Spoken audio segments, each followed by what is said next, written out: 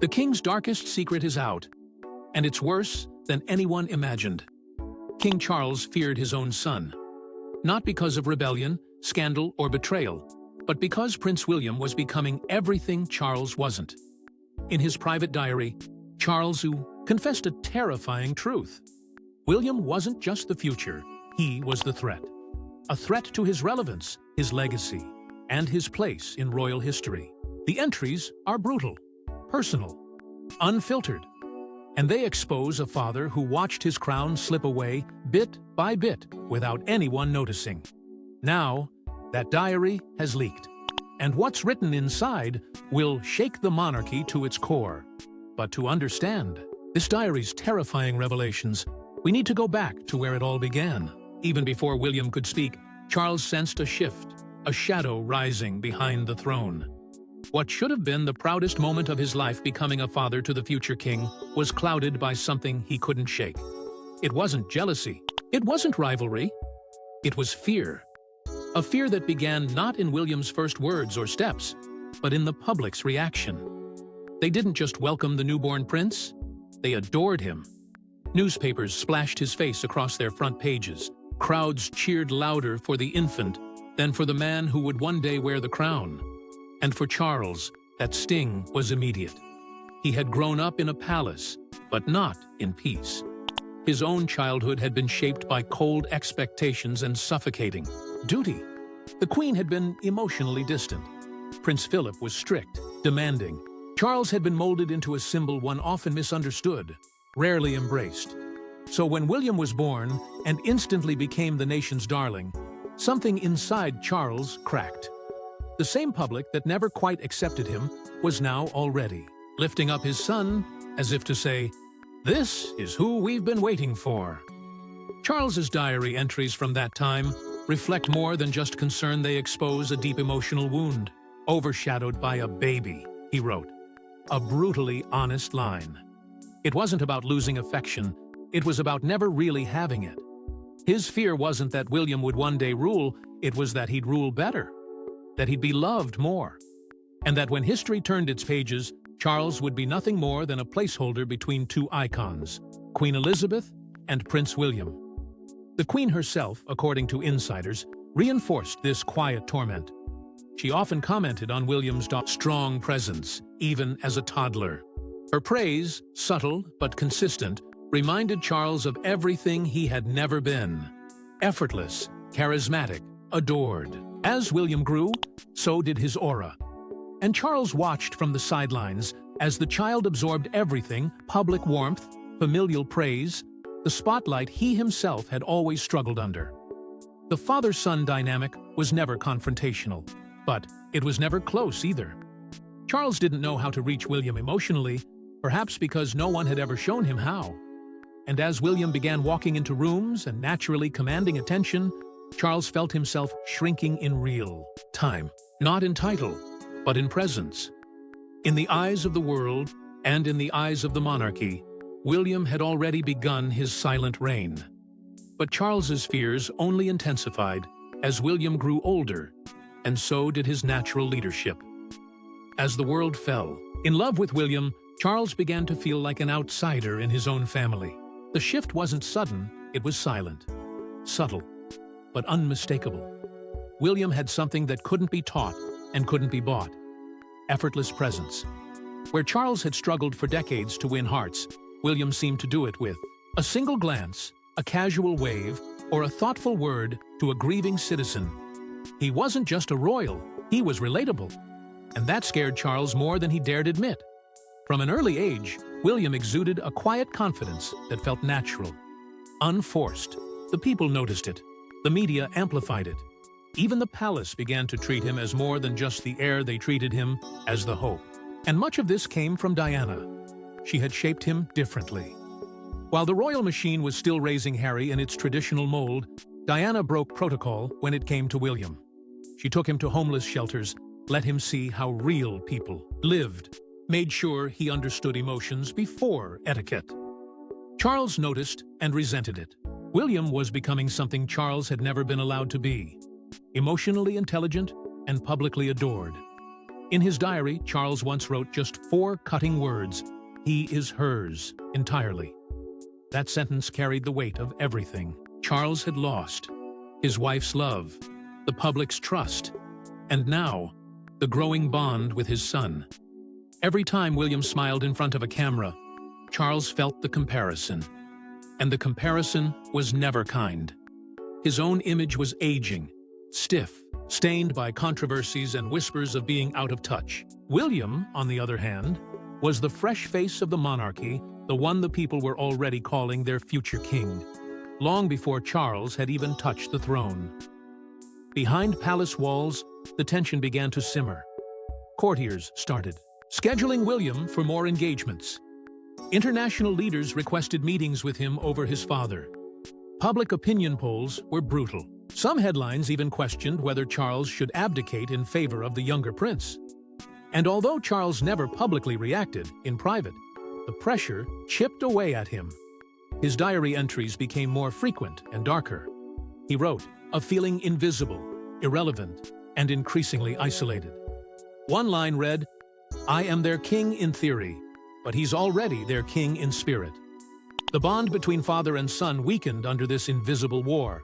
There were no shouting matches, no public arguments, just a growing emotional distance.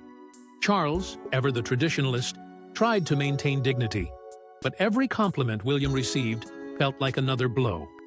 And every time the public smiled at the son, the father felt himself disappear a little more. Then came a royal tragedy that would change everything and deepen Charles's fears beyond repair. When Diana died, the world mourned, but Charles feared the emotional gap would now become permanent.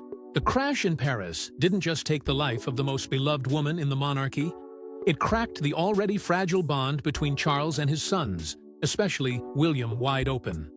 Overnight, Diana was elevated from royalty to martyr. Mother of the nation, the people's princess, and the man who once vowed to protect her was now being painted as the one who failed her. In the aftermath of her death, Charles wasn't just grieving, he was unraveling. In the privacy of his journal, he wrote words that would never be spoken aloud. "I lost her twice, once to death, once to him." That confession was not about romance, it was about legacy. About the power Diana's image still held, now embodied in her son. William, with Diana's eyes and her grace, became the living symbol of what Charles could never be. And while the world wrapped him in sympathy, love, and admiration, Charles watched from the background, increasingly unseen. The funeral only made it worse. Millions watched as young William and Harry walked behind their mother's coffin. And, in that silent, heartbreaking procession, a new narrative formed. The boys were Diana's sons, not Charles's. Public anger found its target. People demanded why Charles hadn't flown to Paris, why he didn't protect her, why he hadn't loved her better. In their grief, they didn't just mourn Diana, they judged Charles. And their verdict was harsh. William's image soared. The nation clung to him as the last living piece of Diana's light. Every appearance, every gesture, every word from the teenage prince was amplified. And Charles? He faded further. Not in title, but in spirit. The palace, recognizing the shift, subtly adjusted its strategy. William and Harry were placed front and center. Their youth and innocence softened the monarchy's bruised image. Charles was still the future king, but he no longer felt like the main character in his own story. The emotional toll deepened in private. Charles became more withdrawn. Conversations grew stilted. Moments with his sons grew colder. He couldn't compete with a ghost, and that ghost now lived on in William. One palace aide later revealed that Charles had once stood silently outside William's room, too hesitant to knock. Not out of fear of confrontation, but of rejection. His journal became the only place where he could express what he truly felt, that he was becoming irrelevant. That his son, shaped by a woman he could never control, was eclipsing him before his time. As William stepped into the limelight, Charles began preparing for the unthinkable. Charles wasn't just waiting to be king, he was watching his son slowly take the crown, without a ceremony. The halls of Buckingham were still lined with portraits of monarchs past, but the whispers inside them had changed. The conversation wasn't about Charles's reign, it was about when William's would begin. And worse, whether Charles's reign even mattered anymore. As William quietly gained more influence behind palace doors, Charles felt the ground shifting beneath his feet. Staff began consulting William directly. Public opinion leaned on his every word. Meetings that once centered around the king-in-waiting now drifted toward the prince with answers, not questions. The delayed coronation didn't help. Though long anticipated, it seemed to serve as a constant reminder that the monarchy had a foot in two worlds, one tied to Charles's traditionalism and the other chasing William's fresh approach. The longer the delay, the louder the comparisons became. It wasn't just the media feeding the storm. It was insiders, advisors, diplomats. Global leaders increasingly saw William as the de facto face of the monarchy, while Charles stood cloaked in legacy, not momentum. In one haunting diary entry, Charles scribbled, "They don't want me, they want him." And the handwriting, reportedly shaky, said more than the words themselves. He wasn't just aware of the shift, he was haunted by it. The disagreements between father and son weren't explosive. They were far more corrosive. Meetings turned cold. Strategies were split. William pushed for modernization, slimming down the royal household, supporting climate initiatives, embracing the digital age. Charles, deeply rooted in royal formality, resisted. Not because he disagreed, but because he feared becoming obsolete. Every progressive move William suggested sounded to Charles like a critique of the very system he'd waited decades to inherit. And in a way, it was. Public appearances were choreographed with grace, but the distance between them grew impossible to hide. They smiled for the cameras. They stood side by side at state events. But behind those tight-lipped grins was a silence that echoed louder than any speech. Charles once confided in a close aide that he often felt like a guest in his own future. And his diary echoed that fear again and again. What he feared most wasn't being overthrown, it was being forgotten while still wearing the crown. William wasn't waiting to be king. He was already behaving like one. The palace, the press, the public, they all saw it. And Charles did too. Not in headlines, but in whispers. Not in confrontation, but in the cold space between two men who no longer knew how to speak to each other. William didn't need to take the throne, he was already living in it, piece by piece, moment by moment. But it wasn't just about politics, it was personal. And Charles's diary exposed something even darker. Love turned into rivalry, and admiration into silence. The bond between king and heir was breaking. What began as subtle distance had now transformed into something deeper, more painful, and far more permanent. Charles, once hopeful that time might heal their rift, now found himself facing a truth he could no longer deny. His son was pulling away, not out of defiance, but detachment. And nothing Charles did could stop it. In private, he struggled with an ache he refused to voice publicly. The crown had never promised love, but fatherhood had. And yet, there he was, king at last, but lonelier than ever. William, now sharper, more calculated, and impeccably disciplined, had become a man of duty. But that duty came at a cost. The warmth was gone. The quiet moments between them, if they happened at all, felt rehearsed. Hollow. Charles once described it in his diary with a brutal clarity. "He walks beside me, but looks beyond me." That single line captured what no press release ever would: the painful reality of a father watching his son move past him, emotionally and politically. Charles's attempts to reconnect often ended in missed chances. Short visits, brief words, smiles that didn't reach the eyes. It wasn't anger, there was no fight to resolve, no wound to stitch, just absence. And that made it harder. There were days when Charles would find himself staring at old letters, photographs, moments when William still reached for his hand, still asked for his approval. Those moments were gone, and the silence that replaced them was deafening. The palace continued its ceremonies.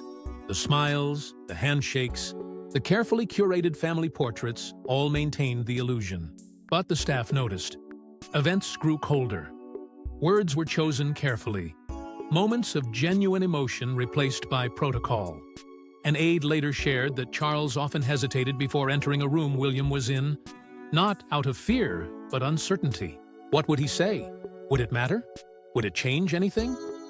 The emotional void only deepened when Camilla faced a series of serious health concerns. During those fragile months, Charles's vulnerability was exposed. He needed support, not as king, but as a husband, as a father.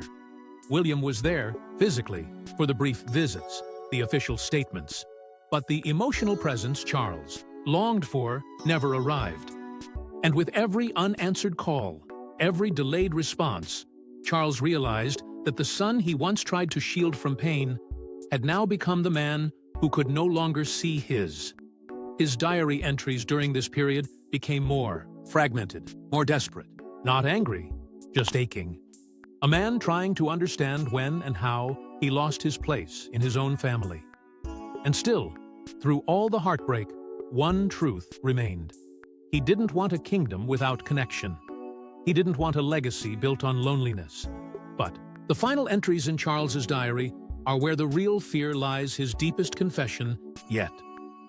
Charles didn't fear losing the crown. He feared becoming irrelevant in the eyes of his own blood. In the final months before his long-awaited coronation, his diary entries took a chilling turn.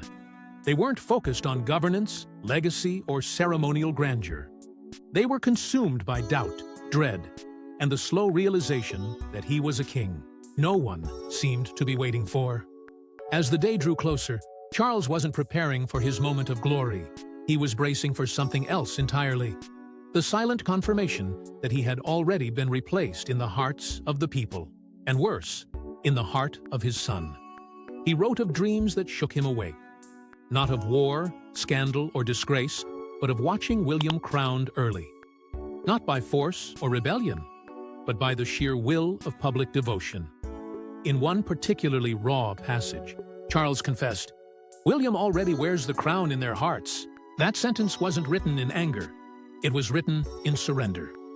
He had spent his entire life waiting to be king, only to find that the world had moved on. They wanted William. The future didn't feel like it belonged to Charles anymore.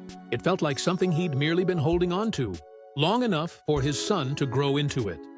The diary's final pages don't read like the writings of a monarch. They read like the farewell of a man confronting his insignificance. The pain wasn't in losing the spotlight. It was in realizing he never truly had it to begin with. His reign, he feared, would not be remembered. His legacy would not be etched in gold. He wouldn't be the king who redefined an era. He'd be the space between two legends. The queen who reigned forever, and the prince who would lead the future. One line struck deeper than the rest. Charles, reflecting on everything he had failed to become, wrote, "History won't remember the transition. It will remember the torchbearer." He understood that history wasn't kind to the middle chapters. It glorifies the beginning and reveres the end. And he had become the overlooked middle, the man who waited too long, tried too late, and loved too quietly. But nothing hit harder than the final entry. Just 7 words. 7 words that carried decades of pain, insecurity, and unspoken truth. "He will become what I was supposed to be." In that single line, Charles let go of rivalry, of pretense, of hope. It was not a curse.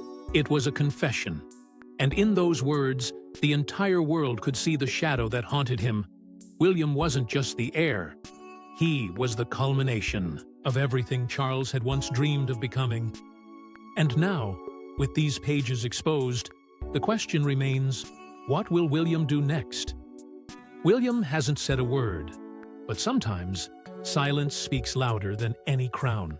Since the diary's shocking contents came to light, the world has waited for a response, a statement, a gesture, a denial. But from Prince William, nothing. No official comment, no public rebuttal, just a haunting stillness that has only fueled the speculation. But inside the palace, That silence isn't emptiness. It's movement, subtle, strategic, and deeply revealing. Royal insiders have noticed the change. Fewer joint appearances with Charles. More solo engagements. More decisive action. William is no longer standing beside the monarchy, he's standing ahead of it. His calendar is no longer padded with ceremonial duties. It's filled with initiatives that reflect a modern, reform-driven monarchy. Causes Charles once hesitated to touch: climate reform, mental health, racial equality, now sit firmly under William's control. And no one has challenged it. Not the courtiers, not the press, not even the king.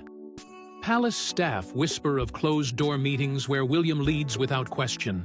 They speak of a man who has read every line of the diary and understood it not as a betrayal, but as a burden passed down.